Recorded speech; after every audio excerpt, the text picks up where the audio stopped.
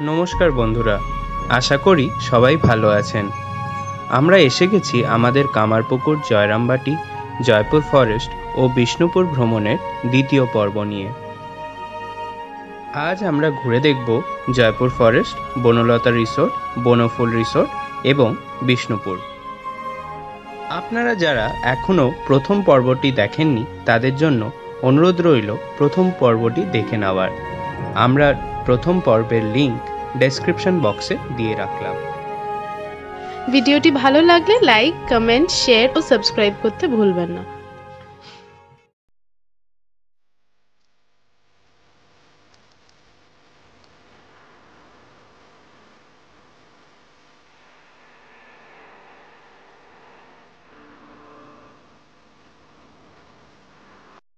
বাইশে নভেম্বর 2021 জয়রামবাটি থেকে আমরা রওনা দিলাম জয়পুর জঙ্গল ও বিষ্ণুপুরের উদ্দেশ্যে।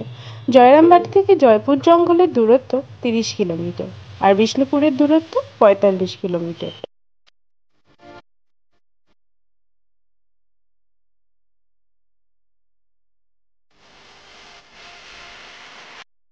কলকাতা থেকে জয়পুর ফরেস্টের দূরত্ব 124 কিলোমিটার আর বিষ্ণুপুর 140 কিলোমিটারের দূরত্বে।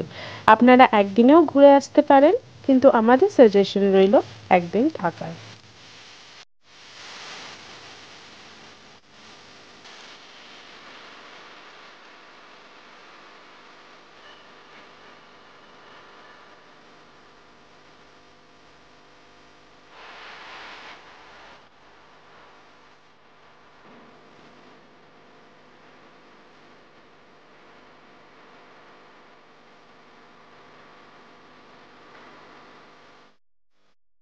জয়রামবাটি থেকে জয়পুর যাওয়ার জন্য প্রথমেই আপনাদের চলে আসতে হবে কোতলপুর, আর কোতলপুর থেকে স্টেট হাইওয়ে 2 ব্যবহার করে আপনারা পৌঁছে যেতে পারেন জয়পুর ফরেস্ট।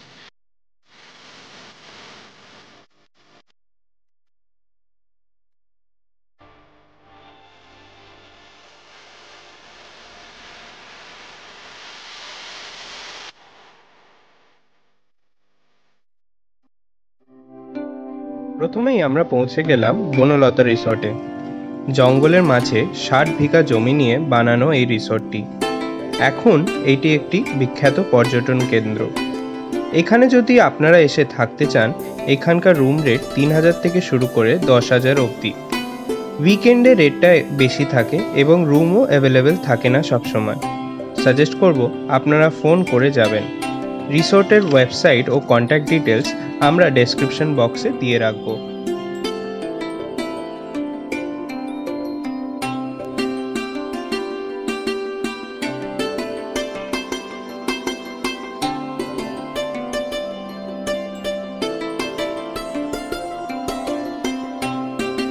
বনলতা রিসর্টে যদি আপনারা না থাকেন তাহলেও আপনারা রিসর্টটি ঘুরে দেখতে পারেন এবং লাঞ্চও করে নিতে পারেন।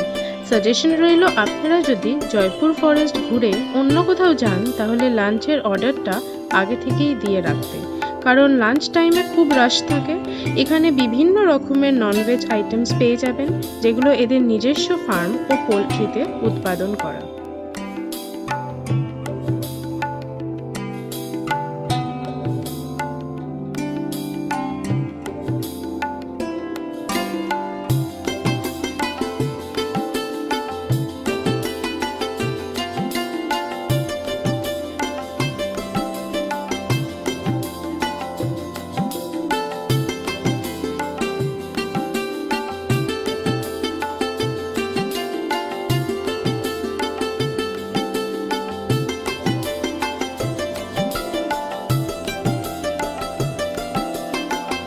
বনলতা রিসর্ট ছাড়া এখানে আরও একটি সুন্দর রিসর্ট আছে, বনফুল রিসর্ট। আপনারা বনলতা রিসর্টের ভেতর দিয়ে পৌঁছে যেতে পারেন বনফুল রিসর্টে। তাছাড়া বনলতা রিসর্টের আগে একটি রাস্তা আছে, সেটি বরাবর চলে গেলে আপনারা পৌঁছে যাবেন বনফুল রিসর্টে।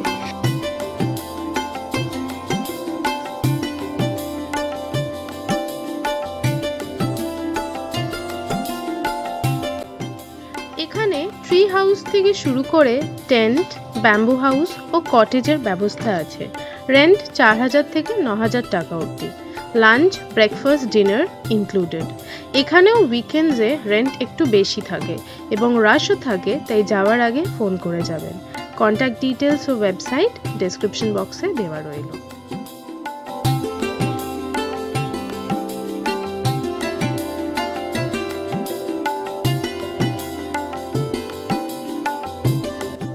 বনফুল রিসর্টের সামনেই আছে সমুদ্র বাঁধ। আপনারা পায়ে হেঁটেই দেখে নিতে পারেন এই বাঁধটি। পাশে একটি ছোট পার্কও আছে। আপনারা চাইলেই সানরাইজ বা সানসেটের সময় এসে ঘুরে দেখতে পারেন জায়গাটি।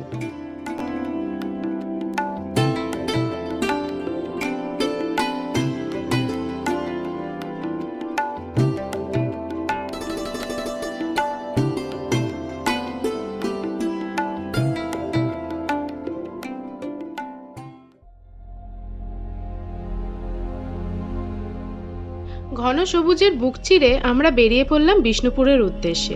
জয়পুর ফরেস্ট থেকে বিষ্ণুপুর 15 কিলোমিটার। শাল ও টিকে ঘেরা এই জঙ্গলে হাতি, হরিণ ও আরও অন্যান্য প্রজাতির পশু ও পাখিদের বাস।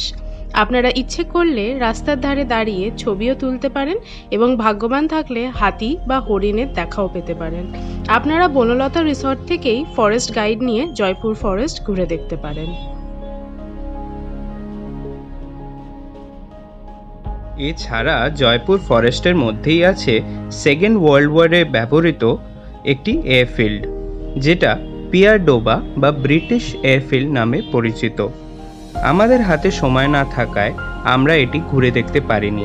আপনারা কিন্তু নিশ্চয়ই ঘুরে দেখবেন।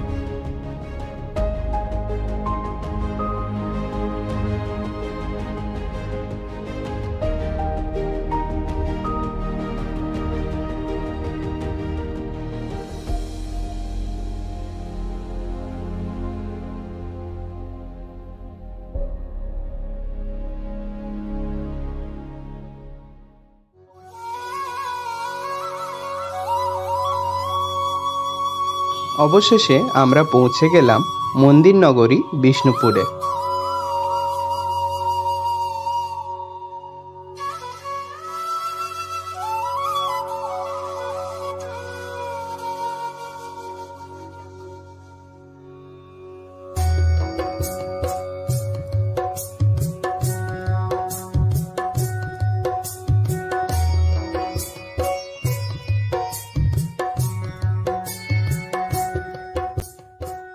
প্রথমেই আমরা পৌঁছে গেলাম ওয়েস্ট বেঙ্গল গভর্নমেন্টের বিষ্ণুপুর ট্যুরিস্ট লজে। এখানে রুম রেট শুরু হচ্ছে 1900 টাকা থেকে। রুম বুক করতে গেলে আপনাদের WBTDC ওয়েবসাইট থেকেই করতে হবে। আমরা লিঙ্কটা ডেসক্রিপশন বক্সে দিয়ে রাখবো।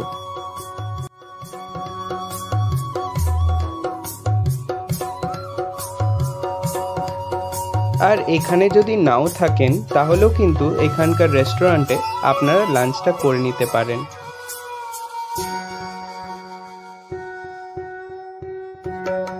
গাড়ি নিয়ে এলে আপনাদের পার্কিংয়ের কোনো অসুবিধা হবে না।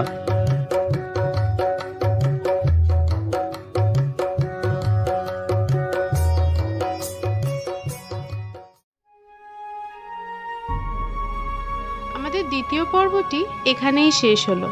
পরের পর্বে আমরা বিষ্ণুপুর ঘুরে দেখব। তার মধ্যে থাকছে রাসমঞ্চ, শ্যামরাইয়ের মন্দির, শ্যামসুন্দরের মন্দির, জোরবাংলা ইত্যাদি। এই ভিডিওটি আপনাদের ভালো লেগে থাকলে লাইক, কমেন্ট, শেয়ার ও সাবস্ক্রাইব করতে ভুলবেন না। সবাই ভালো থাকবেন। দেখা হচ্ছে পরের ভিডিওতে।